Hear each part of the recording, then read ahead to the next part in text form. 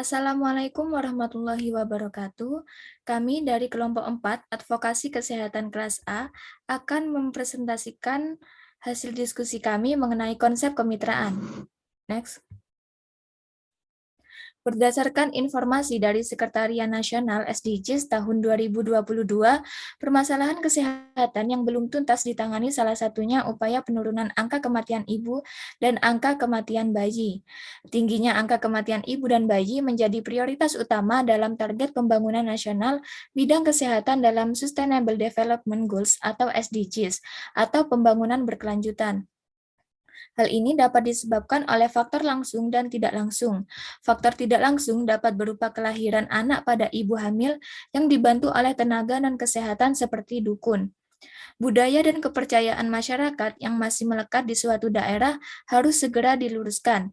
Maka dari itu, hal ini harus diperlukan pengalihan peran dukun menjadi mitra kerja untuk ikut merawat ibu dan bayi dan menjadikan dukun bayi sebagai kader kesehatan, bukan membantu dalam persalinan ibu hamil.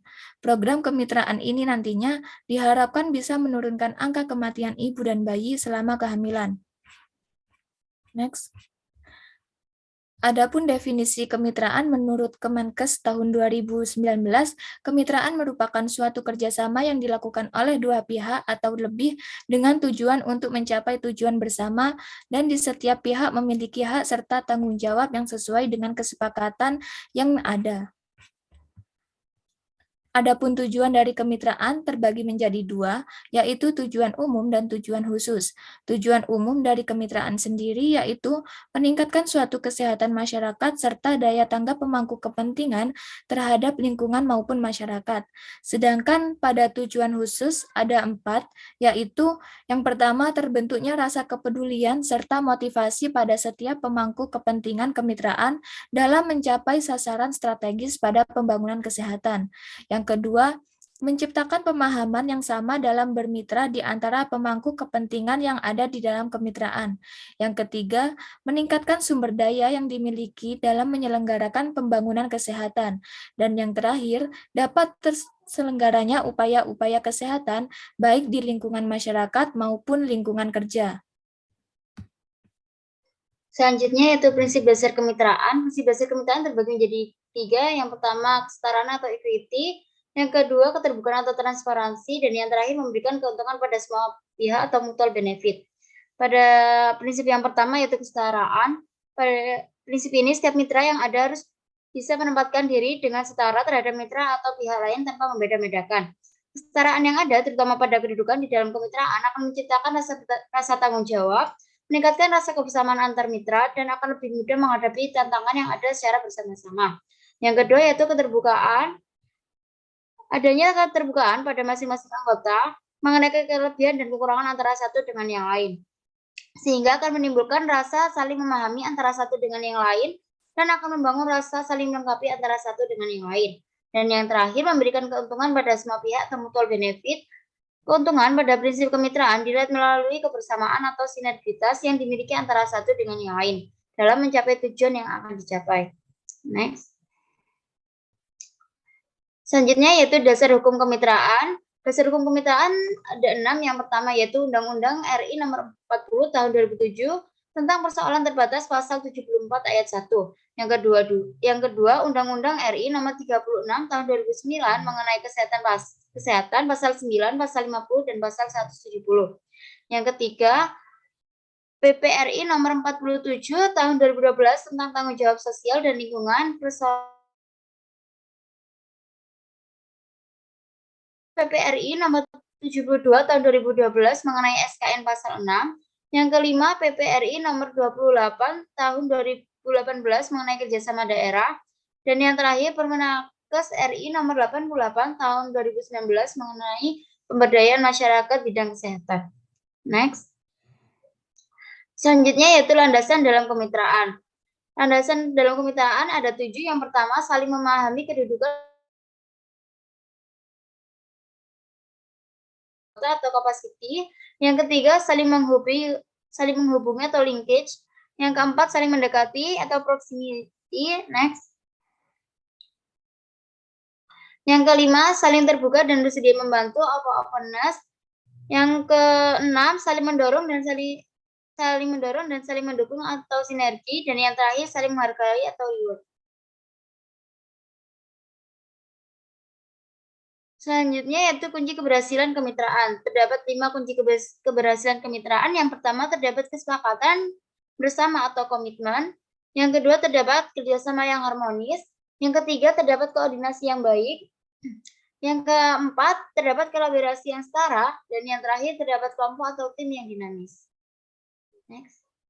Baik, yang selanjutnya yaitu sasaran kemitraan. Yang pertama ada masyarakat kader lintas sektor, kemudian ada institusi pendidikan, kemudian ada instansi pemerintah seperti Dinas Kesehatan, kemudian ada organisasi kemasyarakatan seperti Karang Taruna dan lain-lain, kemudian ada kelompok peduli kesehatan seperti komunitas peduli kesehatan masyarakat, kemudian ada dunia usaha, lembaga swadaya masyarakat, donatur atau pemberi dana, kemudian ada tokoh masyarakat seperti kiai, tokoh agama, dan lain-lain, kemudian ada organisasi profesi seperti IDI, IAKMI, dan lain-lain, kemudian yang terakhir yaitu ada pengelola media massa. Next.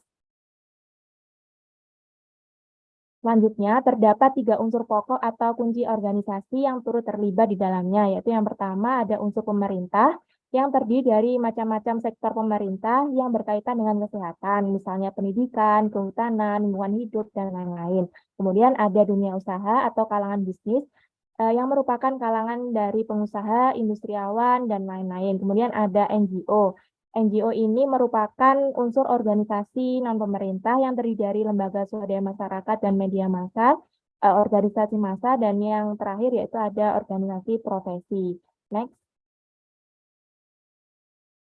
Selanjutnya yaitu peran mitra. Yang pertama, inisiator. Inisiator merupakan seseorang yang mempunyai inisiatif atau memprakarsai kemitraan. Kemudian ada advokator atau seseorang yang melakukan advokasi. Kemudian ada katalisator yang merupakan seseorang yang dapat membawa dampak terjadinya perubahan. Kemudian ada fasilitator, merupakan seseorang yang memberikan fasilitas. Kemudian ada donatur, yang bertugas memberikan bantuan atau pendistribusian dana. Kemudian ada pendukung sumber daya yang bertugas memberikan dukungan sumber daya sesuai keadaan, masalah, dan potensi yang ada.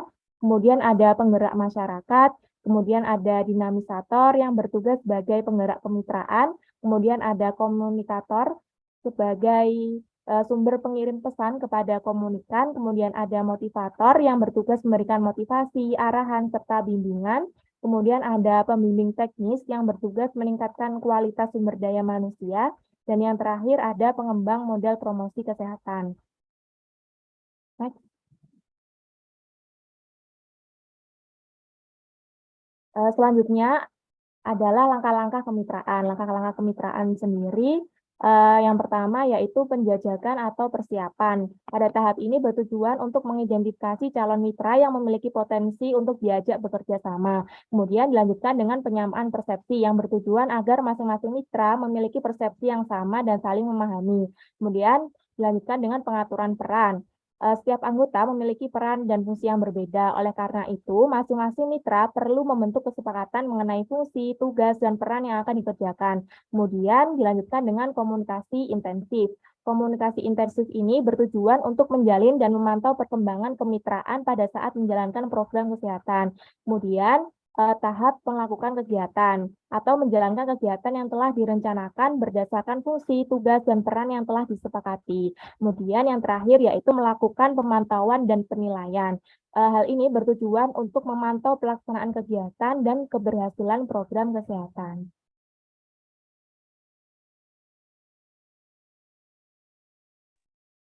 Selanjutnya yaitu studi kasus. Studi kasus pertama kami menggunakan jurnal dengan judul Analisis Program Promosi Kesehatan dalam Pencegahan Stunting di Puskesmas Kampar Kiri Hilir tahun 2020.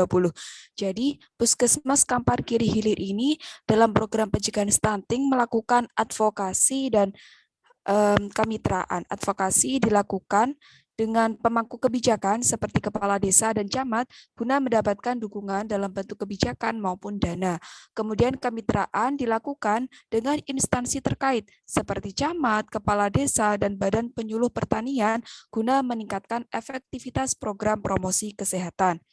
Kemudian studi kasus kedua, kami menggunakan jurnal dengan judul Strategi Promosi Kesehatan Meningkatkan Partisipasi KB Pria di BKKBN Kabupaten Aceh, di mana pada studi kasus kedua ini peserta KB Pria itu lebih sedikit dari peserta KB Wanita. Hal ini dikarenakan karena adanya kesadaran, ekonomi, budaya, dan kurangnya advokasi serta faktor KIE. Kemudian BKKBN menjalin kemitraan dengan tokoh agama dan tokoh masyarakat guna meningkatkan partisipasi KB Pria. Hal ini karena Toga dan Toma memiliki beberapa peran, yaitu peran dalam diseminator atau pemberi informasi mengenai KB kepada masyarakat. Kemudian peran mobilisator, yaitu Toga dan Toma berfungsi dalam menggalang, menggerakkan, dan mengendalikan advokasi alokasi sumber daya yang dibutuhkan oleh masyarakat. Kemudian peran sebagai katalisator, maksudnya adalah Toga dan Toma ini sebagai penghubung antara kebutuhan pasangan usia subur dengan berbagai pihak yang berwenang dalam pelaksanaan KB, seperti klinik KB, puskesmas, rumah sakit, dan lain sebagainya. Kemudian yang terakhir sebagai motivator, maksudnya adalah Toga dan Toma ini berperan dalam memberikan dorongan ke arah pemahaman kontrasepsi yang terbaik bagi pasangan usia subur. Selanjutnya yaitu kesimpulan. Jadi kesimpulannya adalah kemitraan merupakan suatu kerjasama yang dilakukan oleh dua pihak atau lebih dengan tujuan mencapai tujuan bersama dan di setiap pihak memiliki hak serta tanggung jawab yang sesuai dengan kesepakatan yang ada. Tujuan umum dari kemitraan yaitu meningkatkan status kesehatan masyarakat serta daya tanggap pemangku kepentingan terhadap lingkungan maupun masyarakat. Terdapat 3 prinsip kemitraan, kemudian terdapat 7 landasan dalam kemitraan, terdapat 5 kunci keberhasilan. Kemudian sasaran kemitraan yaitu masyarakat, kader lintas sektor, institusi pendidikan, instansi pemerintah, organisasi kemasyarakatan, dan lain sebagainya.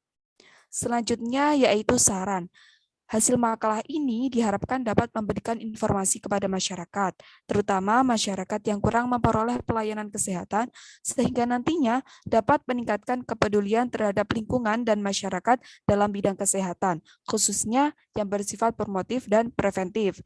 Dengan adanya makalah ini diharapkan terjalin kemitraan antara instansi kesehatan dengan instansi lainnya dalam mengatasi masalah kesehatan yang ada di lingkungan masyarakat.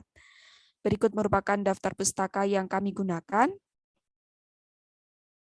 Sekian presentasi dari kelompok kami. Mohon maaf apabila ada kesalahan. Terima kasih. Wassalamualaikum warahmatullahi wabarakatuh.